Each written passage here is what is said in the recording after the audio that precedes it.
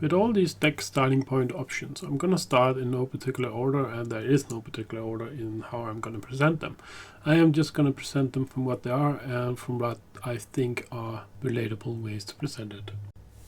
Pre-constructed decks are a place where a lot of people start the journey with Sorcery, and probably where most people should begin. It's a predefined set of cards carefully curated by the developers of the game to serve as a beginning for newer players. They contain complete decks that can be played right out the box, especially if you and your opponent are both playing Precons. They showcase strategies and game mechanics that you can take to another level using supplement products such as booster boxes. They can also be upgraded by buying singles, of course. Each element in Sorcery has some attributes assigned to that element, and they are a great place to start when building a new deck. We have 4 elements in Sorcery: Earth, Fire, Water, and Air, and each of them, like I said, has some predefined boundaries which make them distinct from one another. Earth is the element of simple yet enduring strength. Fire is the element of desire and destruction.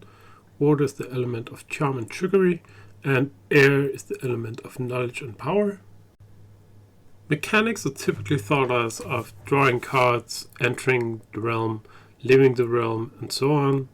Also cards with death right abilities or drawing sight abilities. Airborne minions are a mechanic. Basically any special ability that a card have, and or mechanisms in the card game itself, such as entering or leaving the realm. Taking advantage of those mechanisms and building a deck around them are a common approach when brewing a new deck. Beginning a deck with an avatar is a very common approach to building a new deck. The avatars give you a direction so you more easily can find cards to synergize with the avatar. Avatars in Sorcery has great variety. None of them really do what the others do, so except for drawing a site and playing a site. Theme decks can be many things. For instance, a deck themed around snow art. All the art must have snow on them. That is the theme.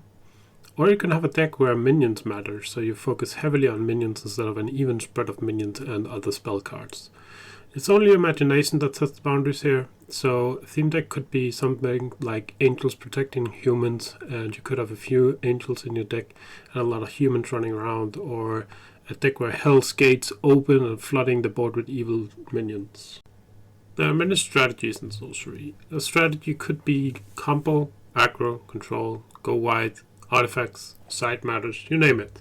So one of the strategies is like combo. You're trying to find a few cards that is somehow able to win you the game if you can assemble them together. Or you're trying to go as fast as possible with aggro and winning before your opponent can actually execute their own game plan. Control tends to try and stall the game out while also answering the threats that you play while having a big finisher. Or you could go wide, which involves creating a lot of game pieces that can overwhelm your opponent with numbers.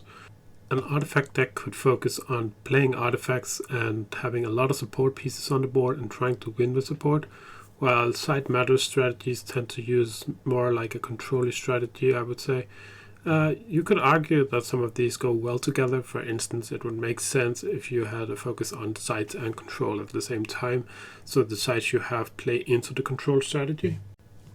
Pet cards are interesting, since they are not really a category most people focus on, but most people have them. So for some reason you really like a card, you can't really say why. Maybe it's the art, flavor, the card just feels right to you. Personally, I really like Enchantress decks and Enchantress cards in general, so auras I think are really awesome. Even the bad ones, I collect them. I also collect dual sights and the card Sinkhole because I just really like the cards. And I cannot tell you why. I just know that I like them. Templates are the idea that you can build a deck from a template, meaning that you know exactly how many of a certain card type you need in your deck in order for the deck to function in some way. Sadly, I don't know of any existing templates for Sorcery TCG, but if I find one, I'll be sure to link it in the description of the video. Being competitive means trying to actually win the game. And trying to win the game means that your deck is probably highly tuned. Players really know exactly what their deck does and how to play it. And if it's something you're interested in, I suggest you go to the Sorcery TCG website and browse some of the winning decks, potentially net decking one of them if there are some of them you want to try out. You can focus on mana curve when building a deck, and it's probably a good idea to keep the mana curve in mind when you're building a deck in the first place. Your mana curve tends to dictate how your deck plays, so a deck with a 0 to 3 drops are probably a more aggressive game plan, whereas a more controlling game plan tends to have low costed spell in the beginning and a high costed finisher. When people see budget, they tend to gravitate towards spending a small amount of money on something, but it could be a small amount of money, average, high amount of money. I mean, there are so many options for budget. It's really up to the individual who sets the boundaries that say, okay, my budget is $20 or $200. It doesn't really matter. It's still budget. When I think budget, I tend to think about pre-constructed decks, and if I can afford to, improve them slightly by adding a couple of cards. If I think about extreme budget, I tend to think about $10 or less to complete a deck. And high budget I don't even think about because it's something that I probably can't afford, so it's not something I really focus on.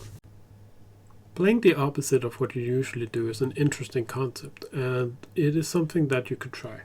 I usually play control strategies, so playing something more aggressive is not something I usually do, so that may be something I want to look into. While you could also try and play a fire avatar but only with water spells, or the other way around, a water avatar and only put fire spells in it.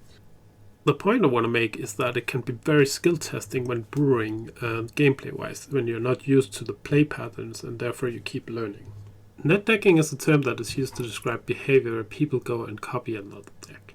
This usually is done by taking one of the better decks and copying it. That could be a deck that just won a Cornerstone event or something like that. I assume the term net decking or deck.net comes from an online discussion where some people have used online resources to copy a deck.